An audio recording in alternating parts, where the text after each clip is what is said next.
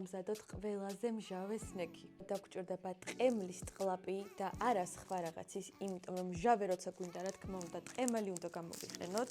ახლა დავჭრით. დაგჭირდება მაშარაფი. ტყლაპს უნდა მოვასხათ.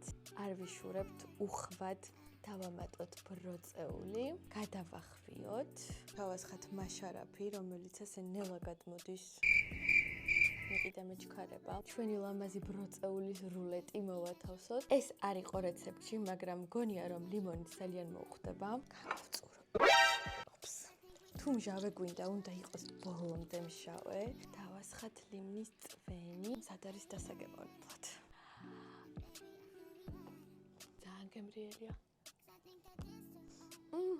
უბრალოდ ლიმნის წვენმა ძალიან გაათხილა соуსი, მაგრამ სასწაულია. ვიცოდი რომ მომეწონებოდა, რადგან ზოგადად მიყვარს სიმჟავე, მაგრამ ყველანაირ მოლოდის გადააჭარბა, ისეთი გემრიელია. აღმოჩენილია ჩემი ახალი ფავორიტი სნექი, რომელსაც სიამოვნებით მივირთმევდი სადილის, ბახშმის, ან თუნდაც საუზმის ნაცვლადაც კი. თუ ჩემსავით გიყვართ მჟავე, სასწრაფოდ მოამზადეთ.